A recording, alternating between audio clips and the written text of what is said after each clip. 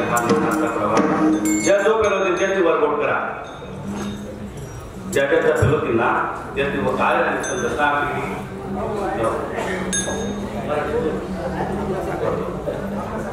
जे झोपलेले असतील ना त्यांनी वर्कआउट करा बरं जरा नाही का विठाला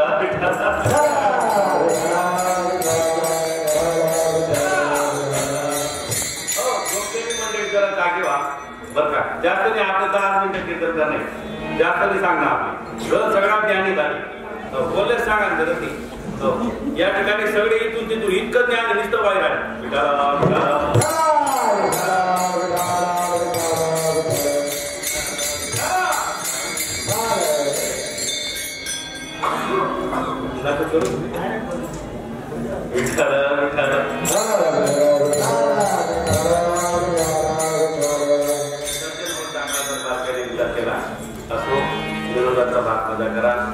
मला मुद्दा हा सांगायचा आहे की स्वानंद सुखनिवासी सच्चिदानंद श्रीपाद बाबा रामदास बाबा नारायण बाबा रोहिदास बाबा अनेक महाराज आपला अनेक संत महापुरुषांनी त्यांच्या खांद्याला खांदा लावून सज्जनो आपाजी असतील भागले बाबा असतील अनेक अजून समजा ताई साहेब असतील अनेक अनेक अनेक अनेक अखंड जिवंत अशा प्रकारचे अखंड अभिरत अशा प्रमाणे मात्र या संप्रदायाची उपासना करतात आणि प्रत्येक जीवाला त्या कैवल्य सुखाचं दान मिळावं याच्यासाठी रात्र दिवस झटत असतात आपण कदर केली तर त्याचा आनंद वाटतो आणि कदर केली तर दुःख सुद्धा तेवढंच होतं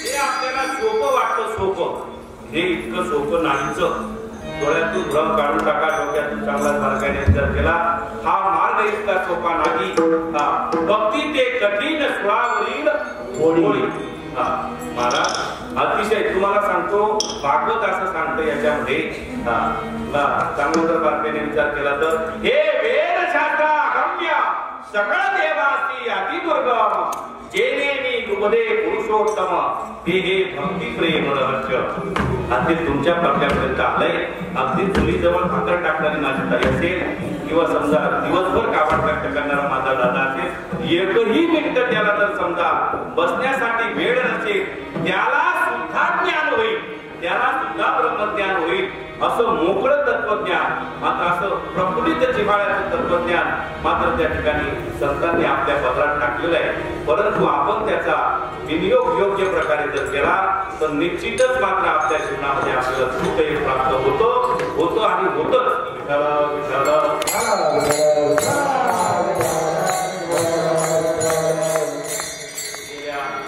मागच्या वर्षी सुद्धा जो कार्यक्रम झाला रौप्य महोत्सव या रौप्य महोत्सवामध्ये सुंदर अशा प्रकारे नियोजन सुंदर अशा प्रकारे सगळ्यांनी घनघोर असा आनंद लुटला आणि एवढा आनंद होता मागच्या वर्षी याही वर्षी म्हणजे अखंड ही परंपरा अशी चालत आली मागच्या वर्षी किती मोठं नियोजन होतं 7 दिवसाचं नियोजन पण त्यामध्ये कुठेही तसूभर मात्र कमी नाही गाजरभर इकडे मुळाभर तिकडे असं मात्र त्या ठिकाणी दिसून आलं सुंदर अशा प्रकारे नियोजन असतं आणि सज्जनो करणारेही भरपूर बरं का करणारे सुद्धा या ठिकाणी भरपूर आहे आणि करतात सगळी मंडळी करतात पण सज्जनो आज समजा जसं ज्याप्रमाणे करता करता करता करता काही काळ लोटल्यानंतर जसं अध्यात्मशास्त्रामध्ये साधनेच्या मार्गामध्ये प्रवृत्ती आणि निवृत्ती हे 2 गोष्टी असतात त्या पद्धतीने काही काळ गेला की मग काय केलं पाहिजे क्रांतीचा नियम आहे काही काळ गेला की काय केलं पाहिजे 7 वर्षी सुनबाई करत जाग्या दिल्या पाहिजे नाही का आणि जर समजा ज्येष्ठ असतील वयस्कर झाले असतील त्यांनी सुद्धा जाग्या कंबरच्या भाऊ समाया विठाला विठाला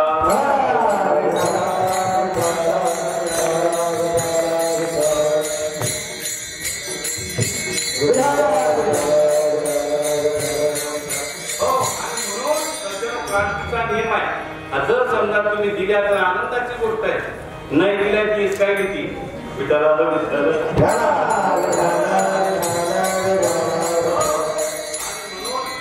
चांगला जर बातम्या विचार केला तर साधूची जी मात्र ही आहे आज इतका परम पावन पवित्र असा दिवस आहे माझ्या ताईंनी दादांनी सगळ्यांनी जी भजनं म्हटली ना संध्याकाळी काय दैदिप्यमान सोहळा तो दीपोत्सव साजरा झाला. सुंदर अशा पद्धतीने मात्र त्या ठिकाणी कार्यक्रमाचं सकाळपासून एका हुनी पडले एकापेक्षा एक कीर्तन. सुरुवातीला त्या ताईचं तिथं कीर्तन झालं इथपर्यंत आली त्या ताईचा शब्द फुटत नव्हता. काय कृपा झाली कोणाच ठाऊक. एक तास बोलली दिदी नाही का. त्याच्यानंतर दुसरी दिदी आणि त्या दुसऱ्या दिदींचं काय मी तुम्हाला भाग्य सांगू. 4 पिढ्या एकाच ठिकाणी. किती पिढ्या? 4 पिढ्या. आजोबाचं कीर्तन आहे. जन्माचं भाग्य असेल तुम्हाला सांगू. अनंत जन्माचे सुकृत पदरी त्याच्या मुखी हरी पैदा होय. त्याच्या मुखी हरी पैदा होय. त्याच्या मुखी हरी पैदा होय.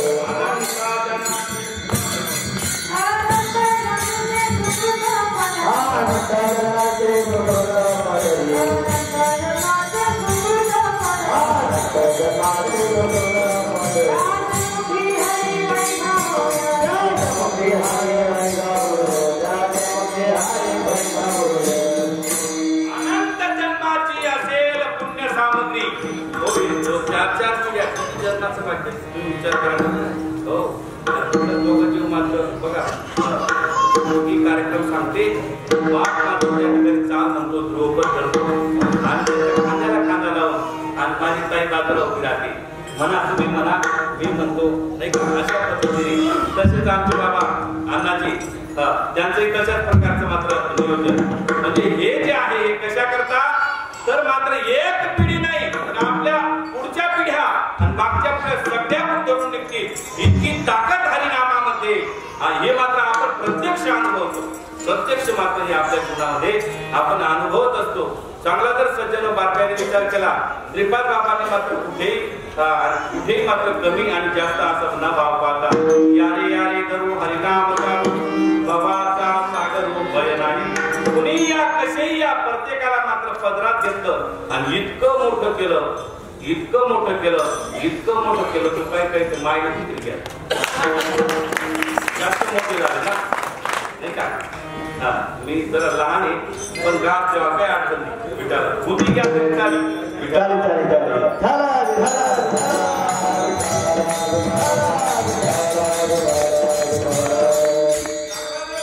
बारकाईने विचार केला ना.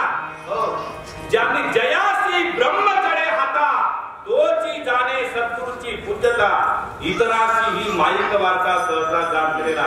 सांगून जाईल तुम्हाला दादा अध्यात्म क्षेत्रामध्ये भक्तीच्या प्रांगणामध्ये एक पाऊल सुद्धा गुरुकृपेशिवाय टाकता येत नाही.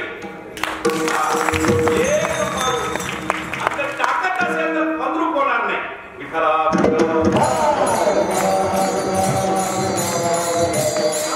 पैशाच्या माणसाची कीर्तन सांगण्याची काय लायकी आहे. नाही सांगू शकत. काय बोलू शकेल तो. ही गुरुकृपा आहे.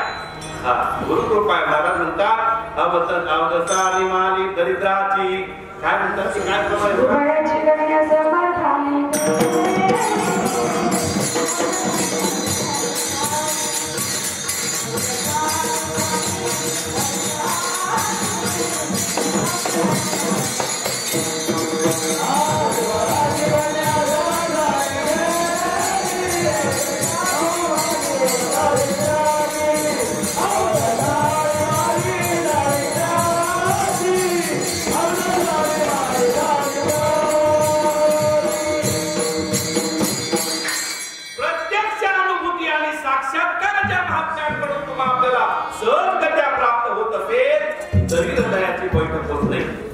मोठं दुर्भाग्य असेल. किती जन्माचा पापी म्हणावा लागेल आपल्याला.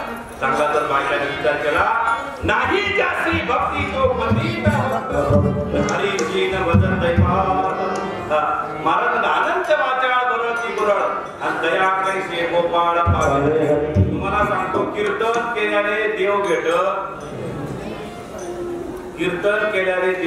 नाही. चांगला जर बारकाईने तुम्ही म्हणा महाराज कोण केलं पण तसं नाही. कीर्तन हा विषय प्रबोधनाचा असतो आणि सज्जनो खरं कीर्तन बैठकीत जो महात्मा समजावून सांगतो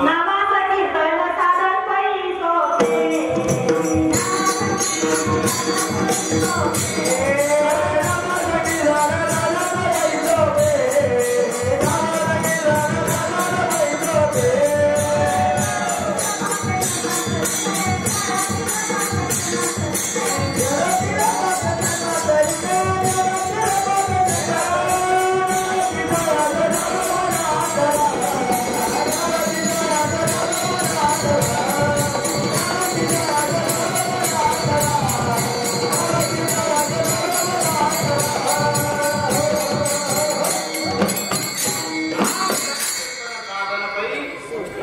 महाराज म्हणतात बाबा घडतील पापी जन्मांतरी.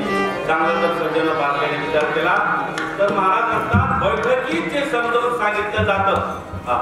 एखाद्या आईचं समजा लेकरू आई शेतात गेली आणि शेतात गेल्यानंतर लेकरू घरी आहे आणि एखादी मावशीने जर सांगितलं त्या आईचं चित्र दाखवून बघ आई तुझी आई, समजा त्या ठिकाणी मुलाचं कधी तृप्ती होत कागदी मांडीला मांडी लावून त्या लेकराला उठून जोपर्यंत आई छातीला लावत नाही तोपर्यंत त्याची तृप्ती.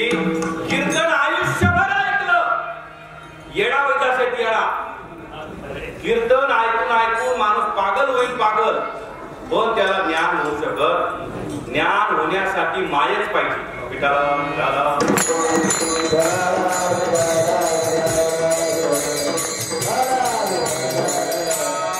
ब्रह्मचर्य हाता तोची जाणे सद्गुरूची पूज्यता. इतरांची ही माईक वार्ता सहसा जाणकडे ना. साधू कळाला पाहिजे. साधू जर जीवनात लक्षात आला ना तर जीवनाचं सोनं होतं. सोनं नाही अमृत होतं. अमृत नाही महाराज याच देही याच गोळा. अमृत महोत्सव जीवनामध्ये होतो. रात्र दिवस आनंदाचे सुखाचे समाधानाचे शांतीचे वारे जीवनामध्ये मात्र झळकू लागतात. आणि एक सुंदर दैदिप्यमान तेजस्वी ओलाव्याचं वातावरण, जिव्हाळ्याचं वातावरण, आत्मीयतेचं वातावरण जीवनामध्ये निर्माण होतं. जीवन मंगलमय दिशेने वाटचाल करू लागतं. आणि एवढं झालं की मग मात्र देवाला सुद्धा तुमचा आनंद वाटतो. दयाचा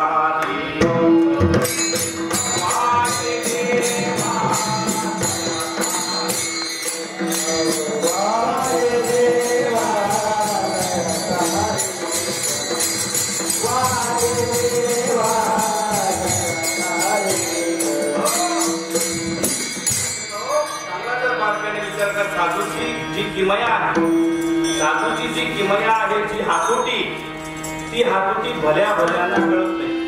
भल्या भल्यांना कीर्तनकार कीर्तन करणं म्हणजे दाखला. लहान मुलाच्या हातामध्ये आपण चॉकलेट देतो ना, चॉकलेट लहान मुलाच्या हातात चॉकलेट देणं एवढंच मात्र या ठिकाणी याला. मात्र जसं आपण जेवायला बसतो आणि जेवायला बसल्यानंतर आपल्या थाळीमध्ये मात्र लोणचं असतं बघा. लोणच्याला किती त्या ठिकाणी लोणच्याचं स्थान किती आहे त्या ताटामध्ये, पण तेवढंच स्थान भक्तीमध्ये या विषयाला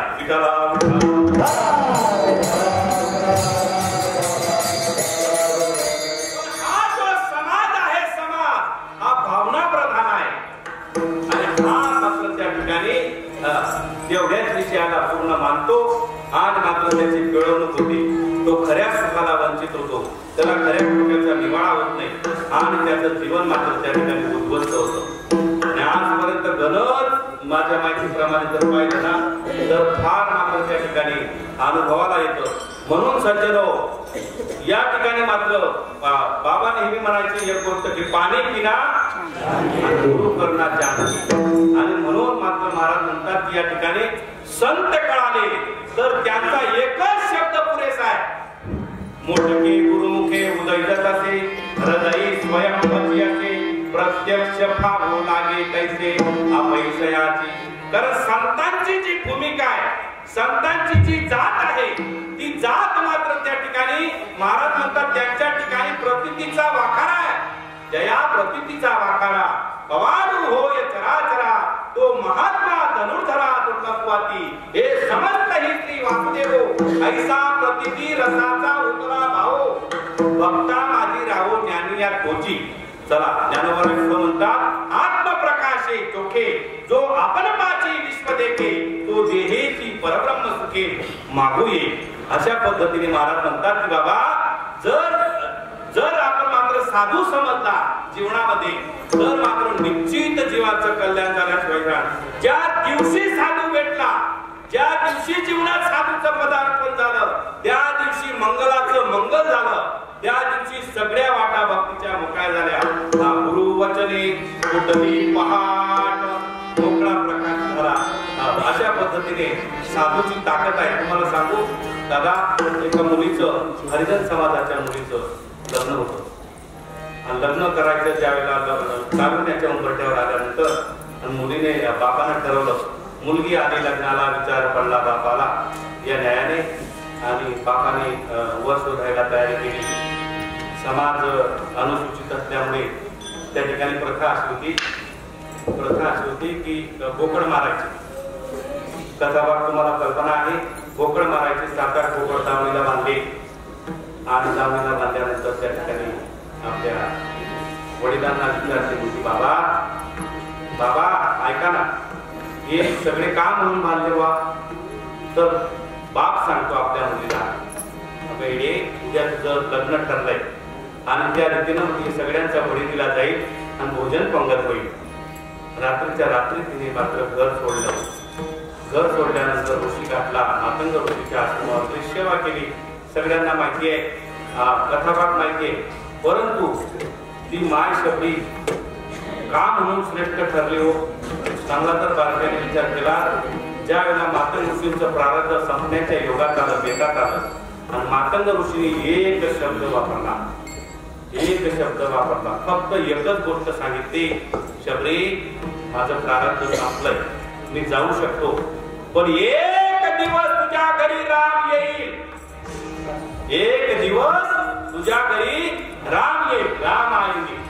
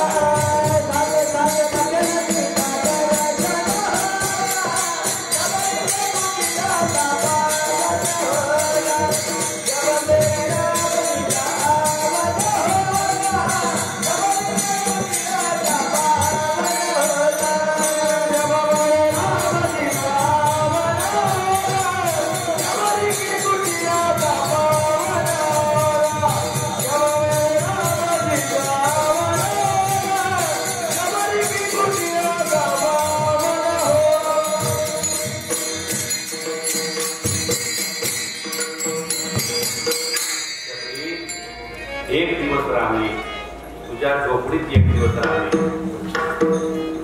असं सांगितल्यानंतर तुम्हाला एक गोष्ट सांगू, आई शबरीनं असं म्हटलं नाही, बाबा कधी येईल,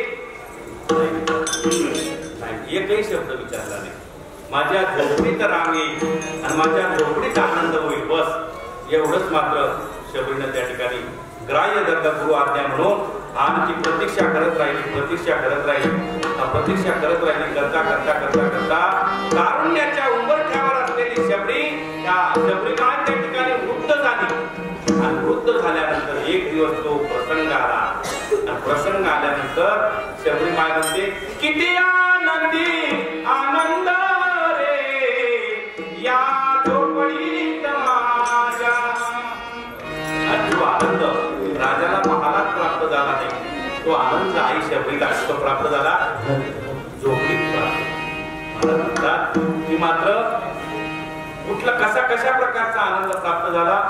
राजाची महाली सौख्य कधी न मिळाली, ती सर्व प्राप्त झाली या झोपडीत माझ्या. महाराज म्हणतात एवढं याच्याही पुढे जाऊन कुठलं सुख प्राप्त पाहोनी सौख्य माझे. विचार करा, या ठिकाणी गाडगे महाराज वर्णन करतायत. मात्र त्या शबरी आईचं सुख पाहून इंद्राला लाज वाटत होती. कुठलं सुख असेल ते चांगला बारकाईने जर विचार केला का, पाहोनी सौख्य माझे शांती सदा विराजे या झोपडीत माझ्या. नाही पटत का तुम्हाला हे गाडगे बाबांचं? नाही पटत, सांगतो तुम्हाला. माऊली महाभक्त ज्ञानोबा म्हणतात, ज्ञानेश्वरी कोमी गेली बघा. आपुले नागरपणे इंद्र भुवनाते पाबळे म्हणे तो केवी रंजे पाली म्हणे भिल्लाचे विठाला विठाला.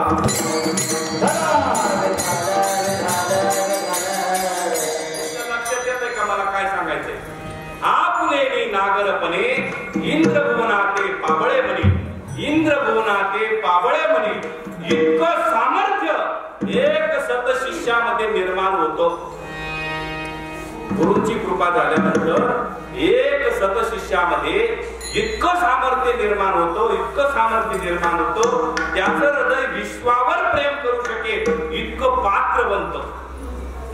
इंद्र भुवनाते पाबळे म्हणे तो केवी रंजे पाली म्हणे बिल्लाचे आणि जर त्या पद्धतीने तो जर करत असेल तर ते सोडून जर भौतिकाच्या नादी लागून तो जर असं झोळी पसरवत असेल तर अशी झोळी जर तो पसरवत असेल ना तर ज्ञानोबरामध्ये असतो बिल्ला पोट नाही विठाला विठाला.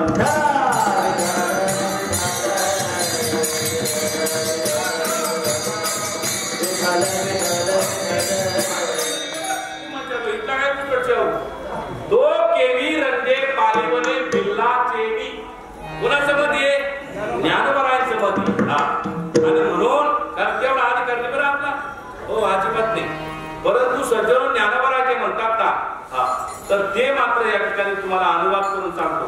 चांगला तर बारकाईने विचार केला ज्या शिष्याला मात्र बोध झाला परंपरेचा तो शिष्य मात्र इतका पात्र होतो. परंतु काय होतं नेमकं त्याला मात्र समजा लोकेशना वित्तेशना या सगळ्या गोष्टी इतक्या भेडसावतात. भगवंत कधी कधी कसोटी घेतो कधी कोणीकडे उडी मारतो कधी तिकडे उडी मारतो असा अनंत प्रकारे कसोटीमध्ये तो जीव बोलला जातो. आपल्याला दिसत असते की बा हे चुकीचा वागतो हे असं करतो.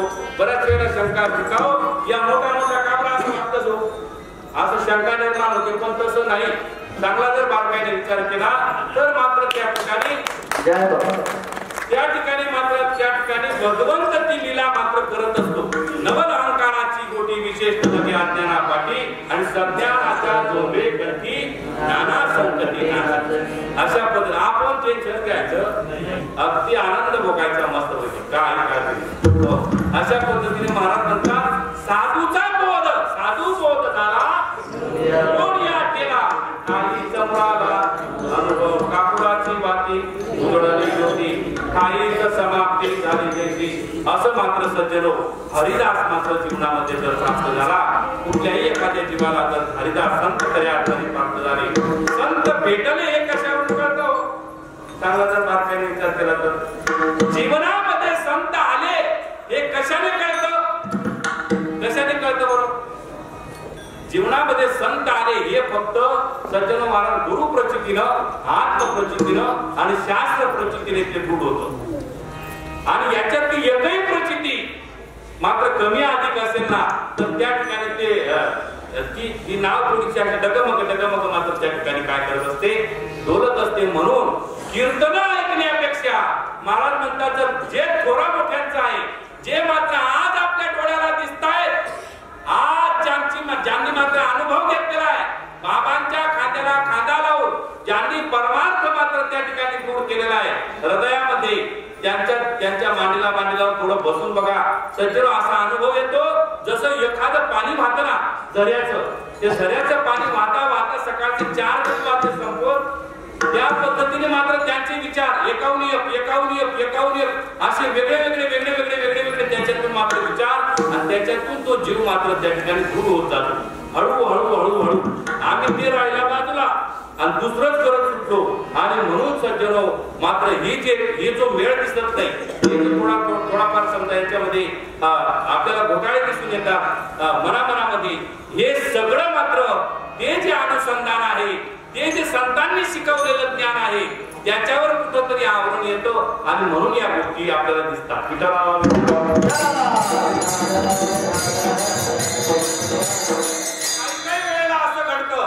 काही वेळेला असं घडतं की थोरा मोठे जे महात्मे असतात उदाहरणार्थ आपाजी आहेत उदाहरणार्थ बाबा आहेत बागडे बाबा आहेत आणखी परत आणखी ताई साहेब आहेत आणखी परत कोणतरी समजा जे जुने महात्मे हे ज्या वेळेला बोलतात त्यावेळेला असं बाण बसतो असं वाटतं आता या वर्षापासून गोटीला जाणार नाही असं होतं नाही का? कधी कधी बराच जण वस्तू आला पण मात्र त्या ठिकाणी चांगला जर बारकाईने विचार केला तर तुम्हाला सांगून जाईल. दादा ज्ञानोबराय सांगतात, ऐका ज्ञानोबराय काय म्हणतात. दयाचे विसाट शब्द सुखे मनोयती वेद आणि स्वदेह सच्चिदानंद कान होती ती. लक्षात घेतात शब्द, हे शब्द बघा ना, सदेह सच्चिदानंद कान होती ती.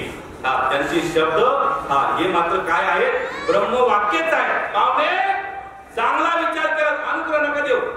अनुग्रहाची गरज नाही, मी सांगतो अनुग्रह नका देऊ. समजा नाही दिला ना तरी चालेल, फक्त एखाद्या साधकाला माळा टाका, बाबांचं स्मरण करा आणि त्याला फक्त इतकं सांगा काय की भाऊ चांगला विचार केला तर, चांगला विचार केला तर असं म्हण कर चिंतन, अवस्था होईल.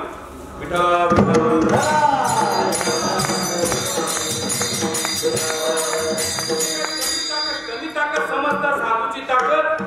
एक अनुभव सांगतो.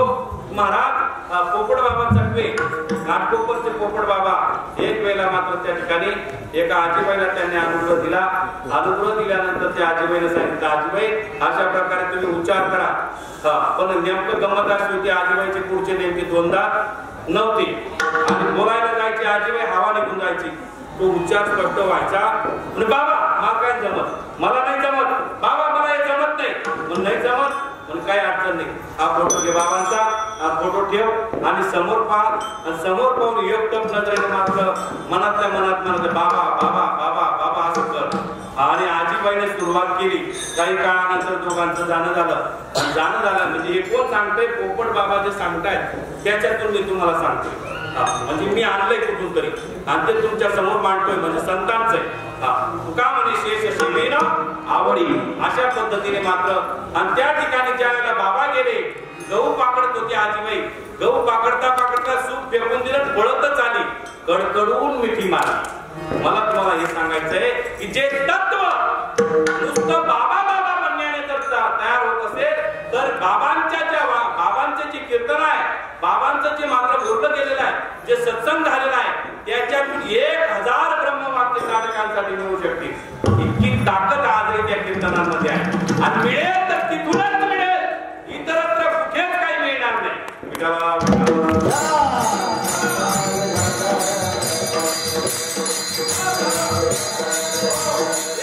क्षणात तुमच्या पापाचा नाश करण्यात जेवढी नामाची शक्ती तेवढे पाप नाही विरक्ती. माझे नाम ब्रह्मास्त्र जगी, महापाप बापुडे मुंगी, नामापुढे उडावया लागी, कस त्याच्या अंगी असते ना. संता वाचून या नाम नाही आता, साधने साधिता कोटी कोटी. जैसा कांती वीर करणे संस्था, तैसा व्यापार साधनांचा. संतांनी जे साधन तुम्हाला सांगितले ना, ते सांगितलेलं साधन जर वापरलं तर पाप म्हणजे काय, अज्ञान. पाप म्हणजे काय, अज्ञान. आणि जीव जो 3 तापांमध्ये पोळला जातो ते तिघही ताप.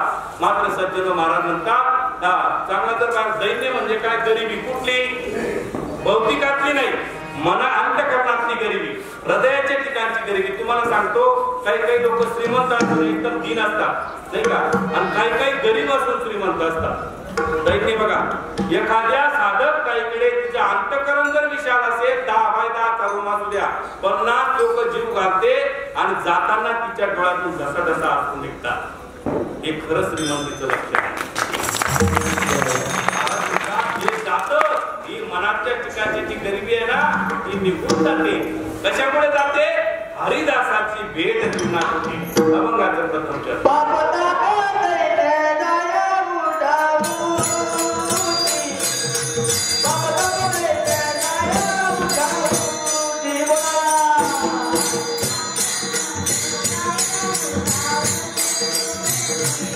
Baba